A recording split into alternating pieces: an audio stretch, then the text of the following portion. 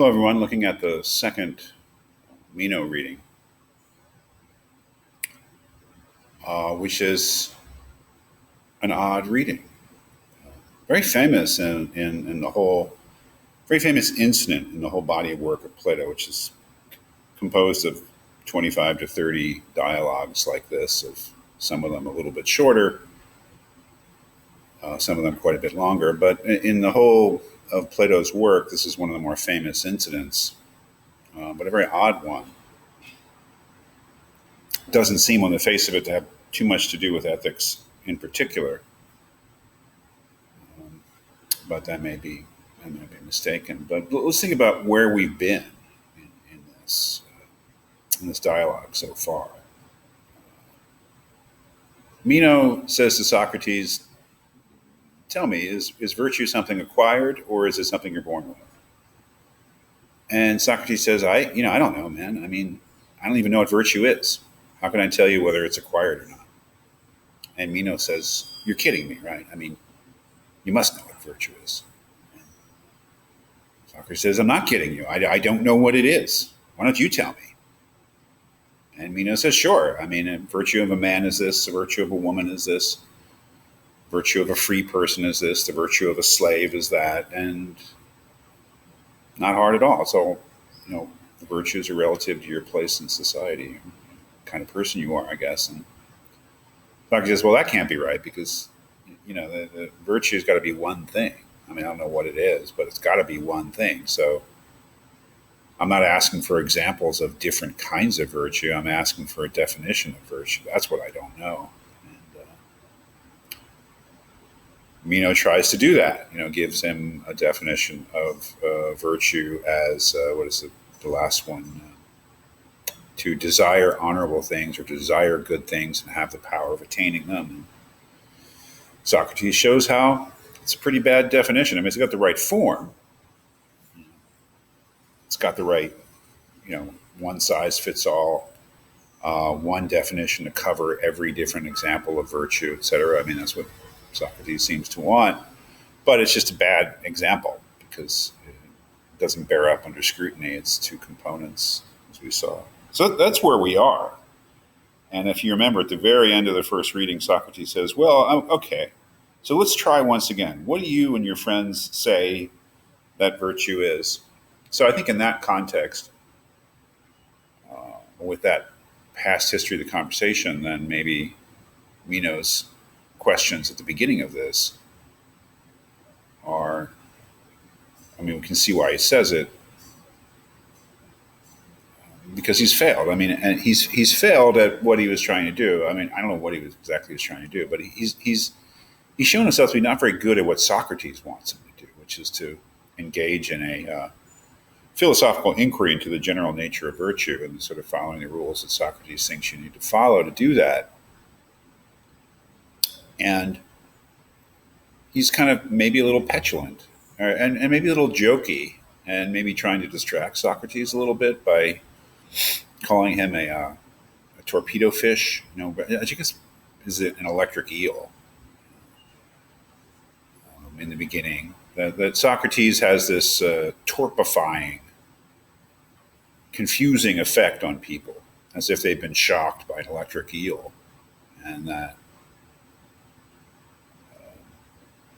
Meno came into this conversation thinking that he knew something about virtue, and he's saying, now I don't know what to think. I don't know how to answer.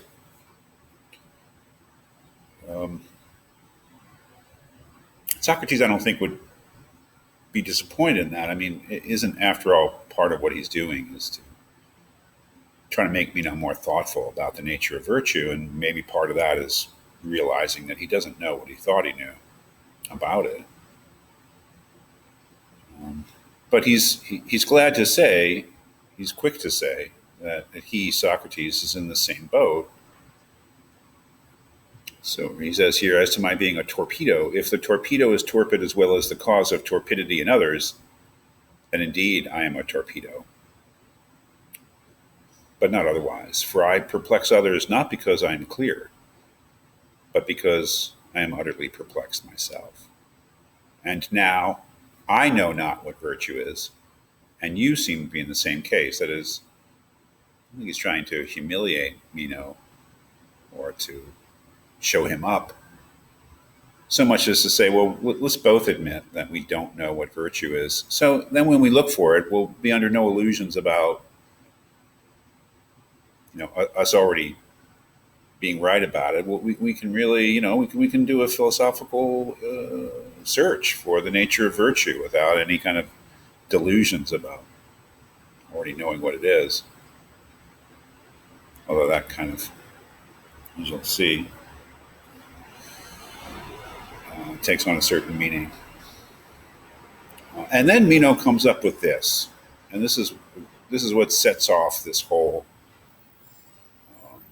second part of the reading, the episode with the slave boy, where Meno says, "And how will you inquire, Socrates, into that which you do not know? And what will you put forth as a subject of inquiry? And if you find what you want, how will you ever know that this is a thing you did not know?"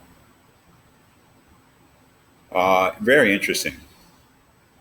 And this is generally an argument, I suppose, not just for moral skepticism, but for skepticism in general.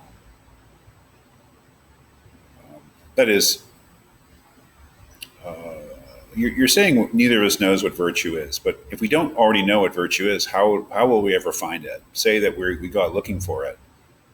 How will we even know how to look for it if we don't have a notion of what it is? And even if we find it, how will we know that it's what we were looking for if we don't know what it is? So Socrates kind of interprets what he's saying right away as meaning this. You argue that a man cannot inquire either about that which he knows or about that which he does not know. For if he knows, he has no need to inquire, and if not, he cannot, for he does not know the very subject about which he is to inquire. I mean, it's not quite what Meno said, but I suppose it's in the same category. It's in the ballpark. In any case, what Meno is suggesting is if we don't already know it, if we don't know what it is, if we're both like absolutely ignorant about the nature of virtue, then we would seem to be in a difficult spot because we don't know how to look for it. And even if we found it, we wouldn't know that we had found it because we wouldn't be able to recognize it if we didn't have something that allowed us to see it as being, what we were looking for. So I don't know. I mean, it's a fascinating objection, whether it comes from Meno himself or other people that he's talked to about these matters. I don't know. But in itself, it seems to me to be kind of an interesting, plausible objection. It deserves some attention. And Socrates gives it some attention. He also hates it. I mean, it's just really hates it, and is really concerned with showing that it's not a valid objection to the possibility of gaining knowledge. And he is driven to this very extravagant theory of knowledge as recollection as a means to refute it.